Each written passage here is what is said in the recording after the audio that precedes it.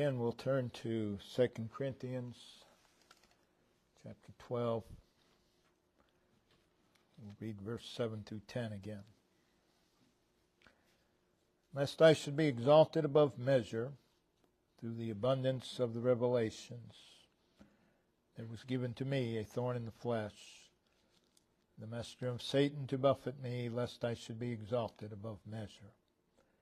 For this thing I besought the Lord thrice, that it might depart from me. And he said unto me, My grace is sufficient for thee, for my strength is made perfect in weakness. Most gladly, therefore, will I rather glory in my infirmities, that the power of Christ may rest upon me. Therefore I take pleasure in infirmities and reproaches and necessities and persecutions and distresses, for Christ's sake. For when I am weak, then am I strong. Again, in this passage, Paul deals with the subject of personal trial and suffering. And in doing so, he speaks concerning the purpose and the benefit of them. And as he speaks upon that subject, he's led into the greater subject of God's reliability, God's power, God's strength. So the emphasis of the text is not the trial or the suffering, but God's reliability, God's grace, God's strength. Paul's life was defined by his love and service to the Lord, which was a testament to his inward spiritual strength. And in these verses, though Paul is speaking of a specific trial, a specific difficulty in his life, he refers to it as a thorn in the flesh, the messenger of Satan to buffet me.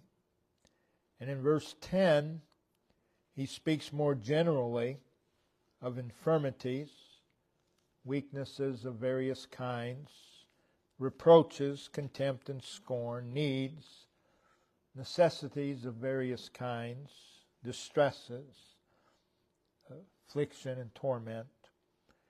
Yet, again, these are not the emphasis of the text. The emphasis is how he was made strong and how he was enabled to rise above this thorn in the flesh and remain faithful to the Lord. The emphasis is verse 8, where we see the Lord. The Lord. In verse 9, my grace, my strength.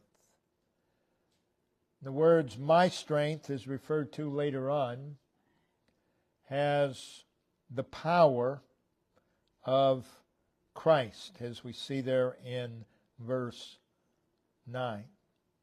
The main point, the main lesson of these verses is Paul's realization. Verse 10, when I am weak, then am I strong. And that is the climax of these verses. It is a paradoxical statement. When I am weak, then I am strong. Paradoxes were meant to provide deeper consideration and thought.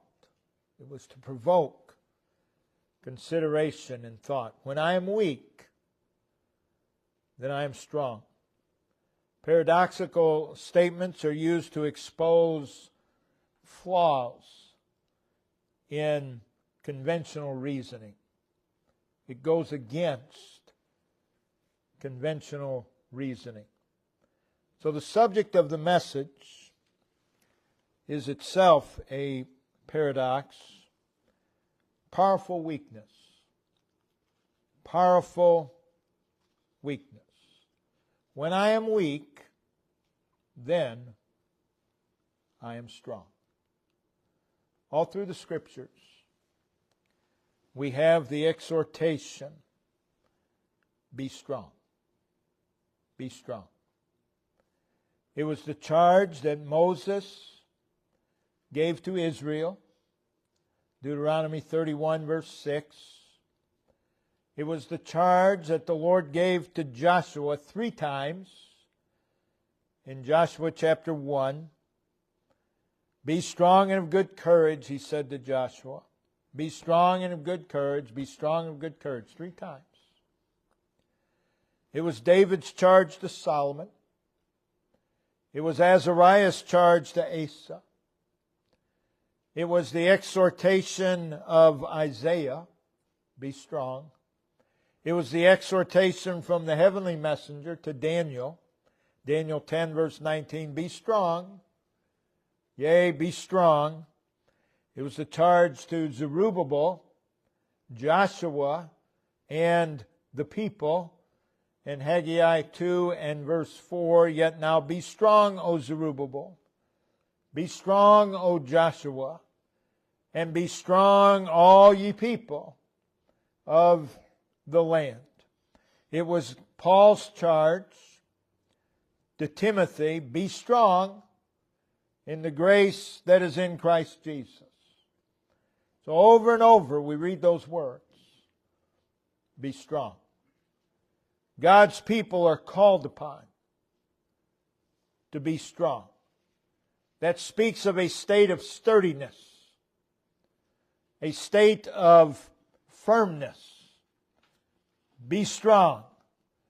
It's an exhortation to be prepared. Be prepared. Be prepared for what's next. Be prepared for what's coming. Be strong. It's present tense. It's be continually strong. It's passive voice, meaning that the subject is being acted upon. We are participating in an action. Be strong.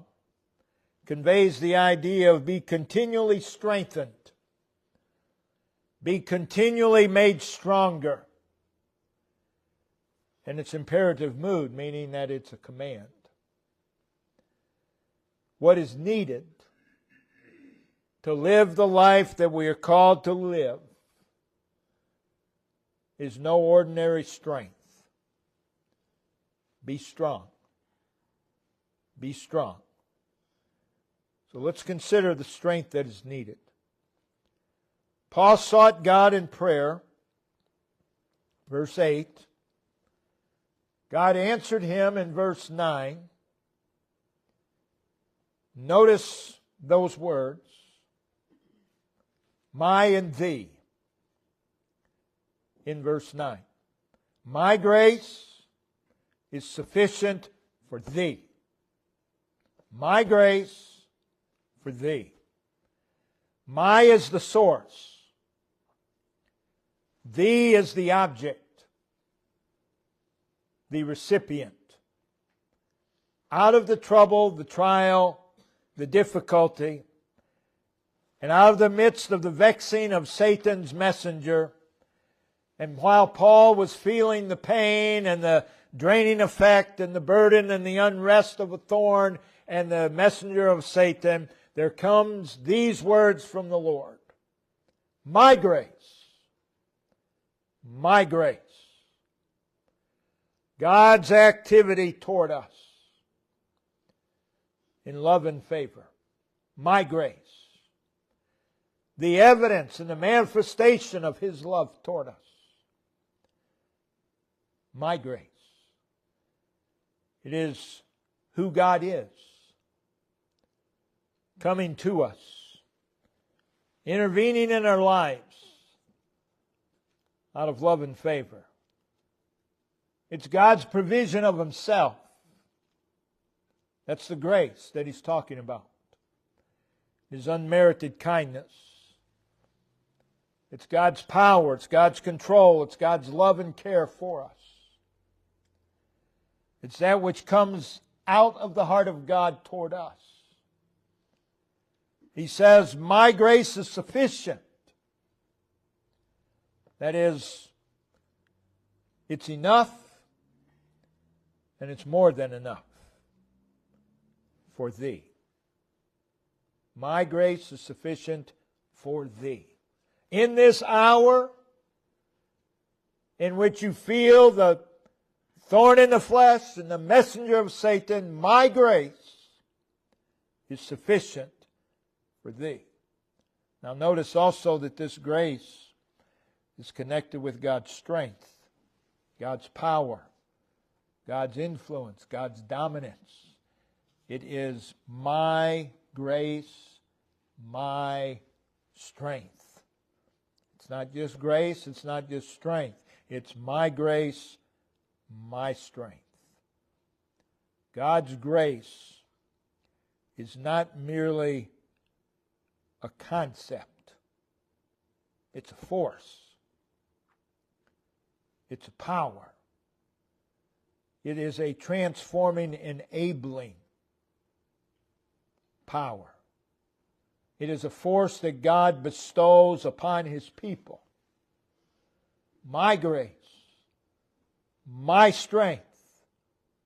Now, Paul had been pleading with God that God would take away the thorn from him, that God would put a stop to the buffetings of the messenger of Satan. Paul, like all of us, wanted health instead of sickness, wanted deliverance instead of pain. He wanted peace instead of unrest. And God, in a very assuring, caring, loving voice, says to Paul, I won't take it away. I'm not going to take away the thorn in the flesh. I'm not going to remove the messenger of Satan to buffet you. But I will give you that which will enable you to live victoriously above the thorn and the messenger of Satan. God's people, of course, have many trials and much satanic attack and its satanic annoyance and opposition. And these thorns and these buffetings from the messenger of Satan can be a persistent irritation, causing pain and agony and torment to body, soul, and spirit.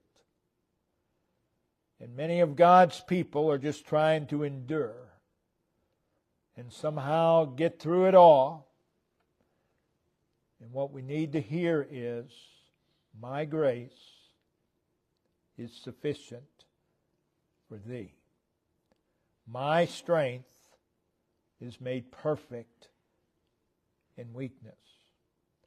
What that's saying is God's grace gives strength. God's grace gives God strength. God's grace, God's strength overflows and exceeds our inabilities and our shortcomings. God's grace, God's strength overcomes and exceeds the depressing and domineering and hampering power of life's trials. God's grace, God's strength is more than enough. Regardless of the mountain, regardless of the obstacle, regardless of the trouble, the difficulty, the hardship, the trial, regardless of the heartache, regardless of the disappointment, regardless of the weakness or the need, God's grace and God's strength is more than sufficient, more than enough. There is in grace more than enough power, more than enough comfort. My grace is sufficient for thee. Oh, that we would hear those words, that we would believe, those words. Those words are to have a life-altering effect. And they did in this case upon us. In the case of Paul, God did not change his situation. God did not change his circumstances by removing the affliction. But he did change it. But he changed it by adding a new ingredient: grace and strength. He didn't change it by removing it, but he gave something to Paul to endure it. So though God most certainly can rearrange circumstances, he doesn't merely rearrange circumstances, but he transforms lives. My grace, my power.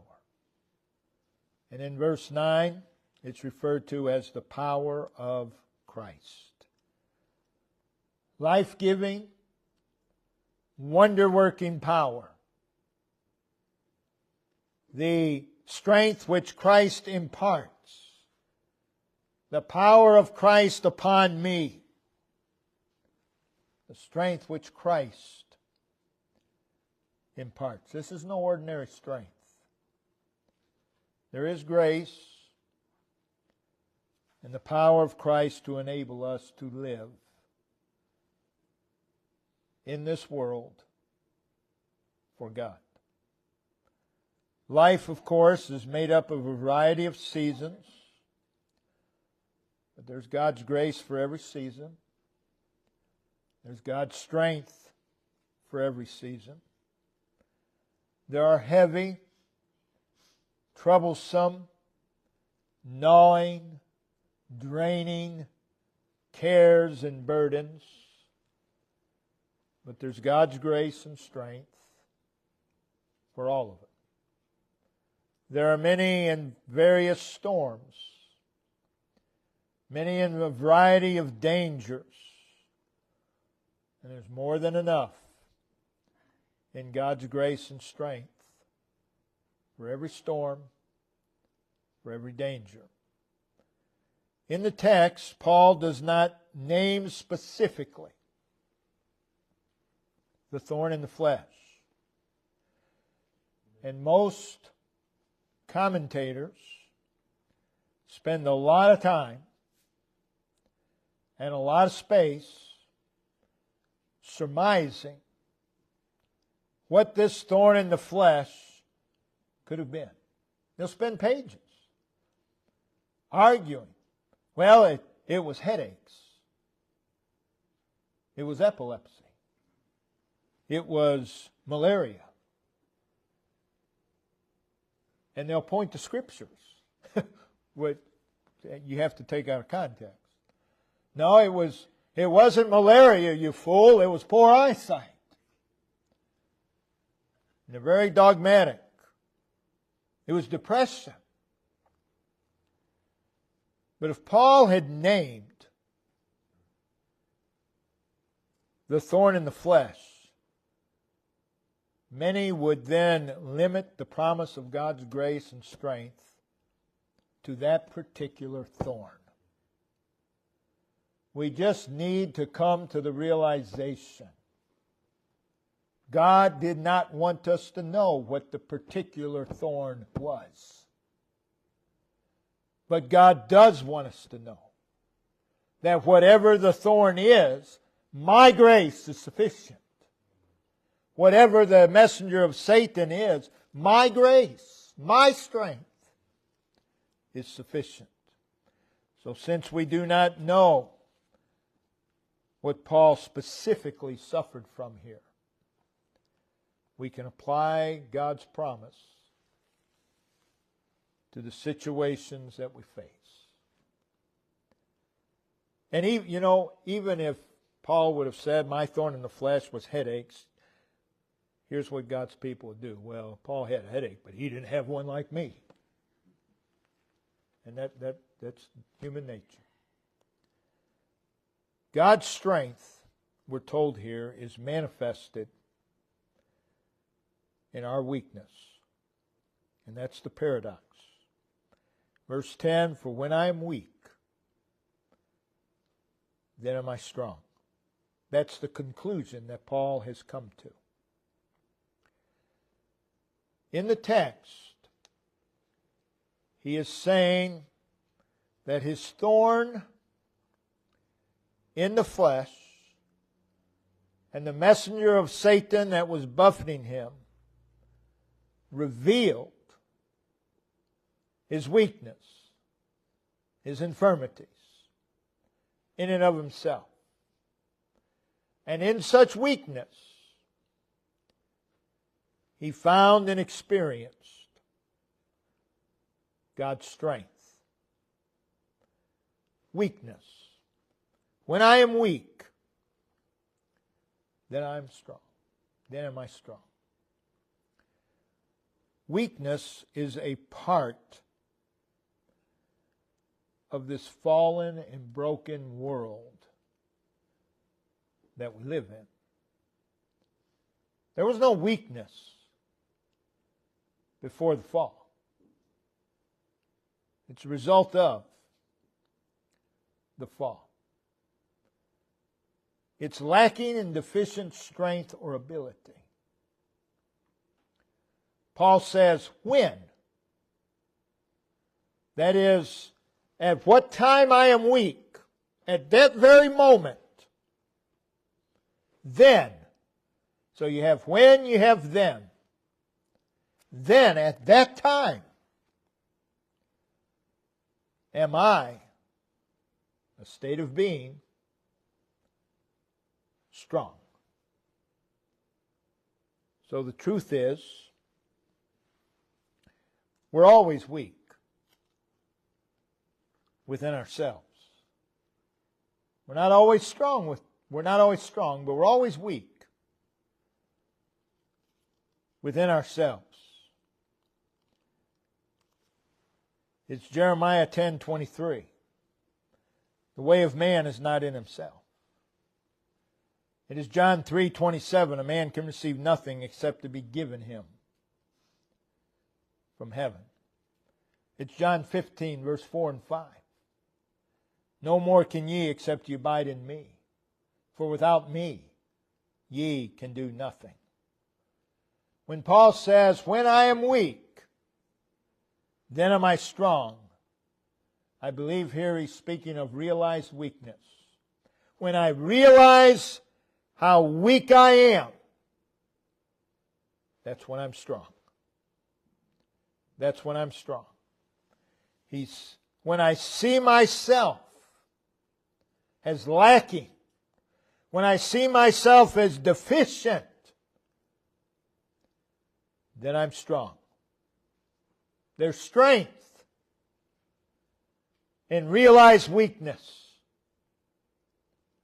The Lord, in giving Paul a thorn in the flesh and a messenger of Satan to buffet him, that kept Paul in touch with his own weakness. We need to be kept in touch with our own weakness.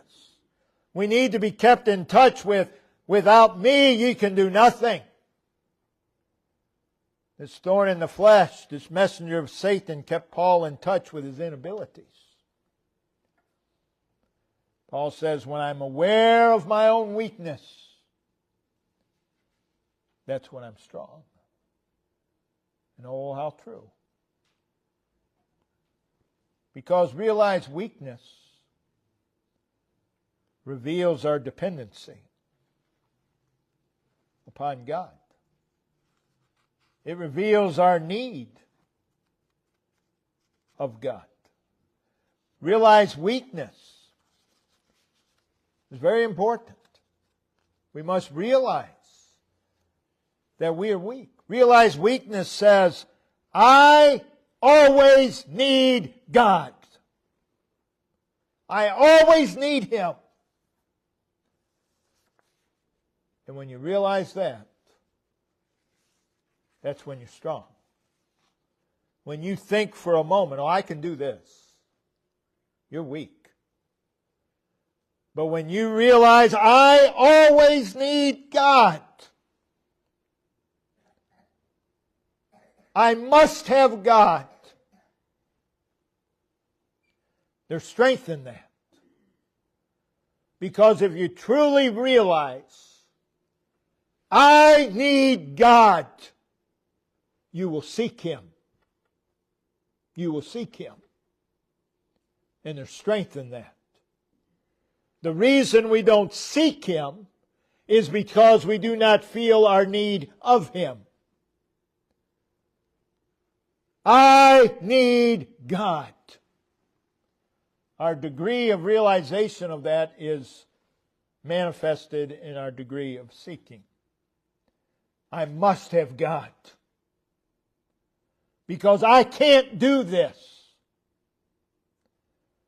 I've done this every day of my life. I've got this. You're weak. I need God.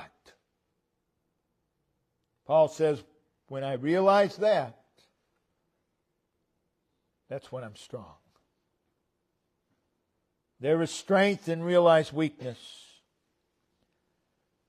because it forces us to look to God. When we truly realize, I can't do this, you look to God. And there's strength there. Realized weakness compels us to look to Him. When trials come and temptations come, when you realize, I can't do this, that's when you seek God. And there's strength. When I am weak, then. When, then, am I strong? When we realize we're weak, we look to God to uphold us, to sustain us, to strengthen us. And when we do that, then am I strong. Then am I strong. When facing overwhelming cares in life, realize weakness causes us to cast all those cares upon Him and to lean upon Him. Then we're strong. Then we're strong. When not knowing what to do, realize weakness causes us to seek His wisdom and His will. Unrealized weakness tries to figure out a way. But realized weakness seeks His wisdom, seeks His will. Then am I strong. When seeing what God requires of us, realize weakness causes me to see that our very best, our righteousness is as filthy rags. And we look to God to do what He commands. Then we're strong. You see, the child of God who sees themselves as weak will be strong. It's strength in weakness. Again, we're called upon again and again, be strong. Be strong. Be strong. 1 Chronicles 16:11, seek the Lord in His strength. Seek His face continually. How do we arrive at that place? How do we arrive at seek the Lord in His strength? Seek His face continually. How do we get there? The answer? Realize you're weak. Realize you're weak. That's how you get there. As long as you think you can do it, you won't seek the Lord in His strength. You will not do so continually. So the answer to be strong is to live weak. Be strong. Well, how do I do that? Live weak. Live weak. In other words, realize you can do nothing. That's how you become strong. Because then you will seek the Lord. It's 2 Corinthians 3 verse 5. Notice, Paul talking about the ministry here. He says, not that we are sufficient of ourselves to think anything has of ourselves, but our sufficiency is of God. That's strength. That's strength. Be strong. How do I do that? Be weak. Live weak. Realize your weakness. So when the call goes forth, be strong. Included in that call is live weak. Live weak. Realize you're weak. You won't be strong until you realize that. It is live life realizing and fully aware that in and of yourself you're not able. It's realizing your dependability upon God. I am absolutely dependent upon God. We need to hear Paul say, when I am weak, then, right then, am I strong. There's strength in weakness. There is such a thing as powerful weakness. Now we can turn it around. Again, when I'm weak, then am I strong. Turning that around, when I'm strong in myself, then am I weak. And that's the truth. So it serves as a warning against self-sufficiency. Live recognizing our weakness. Live recognizing our dependability. Live recognizing our need of Him. And when we do that, we're strong. Be strong. That's a picture of power, stamina, fortitude, resolve. And how we get there is realize our weakness. Realizing our always need of God. Brother Dave, if you'll come and lead us in verses